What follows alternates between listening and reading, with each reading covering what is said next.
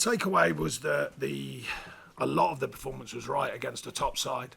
But as you saw, you get punished because if you make the slightest mistake, they do punish you. I thought until their first goal, our shape was good. We knew we'd have to, give up the ball and work out of possession. We did it so well at Brighton. Different side today, they can open you up in different ways. I think with all due respect to Brighton, these can open you up in many different ways, which they did in the end. But a lot of the early performance was very good. The shape was very good. We wanted to build on the idea at Brighton when we could counter. We did on many occasions without the same final detail. And we arguably had the best chance until then with Mason Holgate from a set piece. But I think, sometimes you've got to be realistic with the opposition because I thought they were terrific at what they do. They weren't outstanding in the way they batter teams sometimes, but they find the moments. And the first goal was a very clever finish, very clever bit of play. The second one's knockdown football, and they do it well. Arguably, yet again, top side, reacting to the game, reacting to what they had to do.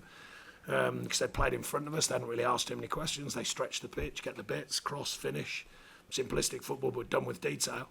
And then it's very difficult from there on in. But no lack of will, no lack of demand. I thought there's some outstanding performances, actually. I thought Dwight McNeil was absolutely outstanding, I thought. Duke's constant energy. Connor Cody come on and affected it with a change of shape. Pato's growing again, maturing as a player, and I said that all along. He's earning the right to be a proper Premier League player, and he's done terrific since he's got in the side. These are good signs about a group. Amma came on, tried to affect it. The mentality is important, and it's important over the next two games because they're not.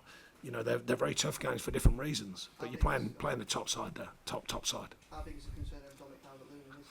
Well, I had to make a call on it because he felt his groin, and it's tight groin. But tight groins can lead to damaged groin, so I had to make a call on it. As simple as that. And, it would have been a harder call had it been 0-0. We've got to be honest. But at 2-0, I have to make a call and I have to go, right, Dom, you're coming off. He wanted to give it a go. I said, no, you've got to come off. And was it just engagement? Was that tactical? Yeah, we're just trying to protect the situation by then. You go 3 down now, it's like, well, okay, we need to protect the situation where we can. And also change of shape, change of viewpoint, can something affect the game? But very difficult against them. We affected it with a change of shape, and I thought we did that well with the ball, but at the end of the day, they're 3-0 up. These are clever players. They've contained the game, really. We've opened them up on occasions, but not enough to damage them. And yet again, they show their prowess in both ways, in possession, out of possession. That's why they're a top side. That's why arguably everyone thinks they'll win the league, arguably could win the Champions League, whatever. They're capable of winning anything they're going for. And where are Michelangelo, Godfrey and Tom Davis at? Yeah, they're Tom hopefully will settle down this week. Ben, I think, will be. We'll wait and see, but he's not ready. Miko, we'll wait and see as well. It's only just happened, and that was another thing. We discussed a change of even the tactical shape and everything. But I mean, the player gets injured 20 minutes to go in a session, and it's a lot of ask then to start changing the shape when you've got 20 minutes to work on it before the end of the session, because obviously you've got a game the next day. So that was a tough one, and then Dom had to make a call on during the game. What is Chris? Sean, Guardiola's just been in and he was complaining about something Mina was doing during the game. He wouldn't really say, but he said he was doing it all the way through the game. Did he say anything to you? Do you know what it was about? No, he didn't say nothing to me, no. I wasn't aware of anything. He seemed to, he had words with Mina at the end of the game on the pitch. I don't know. I was in the dressing room, so I have no clue. I've no idea of that. Certainly nothing was said from any of their bench to me. Mina didn't say anything to you either, no? No.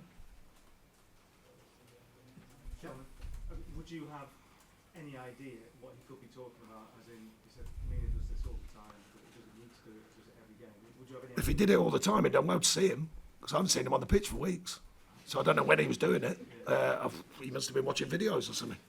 I haven't seen him in that long. So, yeah, I wouldn't know where he'd seen it from. And the idea of another manager coming onto the pitch and talking to one of your players about how they're behaving? No, I don't. Look, every manager has their own way of operating. I'm certainly not going to be questioning Pep Guardiola. I wouldn't expect managers to question me. They do, but I choose not to. So I wouldn't question any manager. They can all do their business how they wish to do it. I only want to do it the best I can for Everton Football Club. Sean, you said you discussed the change of shape before the game with Mikolenko's injury. Why didn't you go for that? Was it? Well, it was such a good performance at Brighton. Mason's played full-back here before. Trying to protect him in that role and just get him to stay there, but it didn't work as well as we'd hoped, obviously. But at the end of the day, it was such a good performance. Everyone knew what they were doing. Everyone knew kind of similar game plan against a high possession side. Different, obviously. With all due respect to Brighton, I think these are another step. And it's how many times we could react on counter. And I thought we showed real signs of it again in the first half and broke the play well. And when we did, looked ineffective for us, but couldn't find as much detail in our counters as we did at Brighton, quite obviously. Effective from set pieces again. I mean, even second half, the game's got away from us, but I think we had 2 big chances from corners. You know, they're all part of a performance. So, yeah, it was more that than anything. From what you saw after the change in the second half, is that a viable option? Yeah, I don't think it's a case where it's not been viable. I just think, you know, as many players as we can get in the right slots, as many players as we can find to be effective. You know, for a big sort of noise about away form and just taking 5 points from 3 away games, you know, that has to be factored in because the side were doing the right things. And, you know, unfortunately with Miko's injury, it just altered the balance of the group. And we felt that we could give a performance again. And like I say, until their goal, I mean, it's easy to say now, but I thought it was the right performance. I thought they were slow in their play and they couldn't really break it and they didn't really do anything of any note, really, until their goal. But then, like the top sides do, they score 1, they score 2 very quickly, and then the game's, you know, it's hard to get away from. The third one kills you, obviously. You know, if you can nick the third one, the noise in the crowd and the feeling of the crowd, then you never know. You know, even with their level of player, they just get a bit edgy sometimes, you know, but when they score the third, very, very difficult from there on in to get back in that game. You highlighted Dwight's performance at the start there. What were you impressed with in particular? Everything, his commitment to it, his ability to deal with the ball, his ability to be adaptable, and you know he had to play deeper at times because of, you know, Mason's not a natural right back, and then his ability to change the shape and still be effective. So, I mean, he's been terrific since I've been back. Since I've been back with him. He's been terrific, and you know, and I want him to keep enjoying his football, but also taking it on. I thought Brighton actually took it on. You know, he's a player still maturing in my view, and he's actually grabbing it, grasping it, and taking it forward and making things happen, and that's very pleasing for him and very pleasing for us.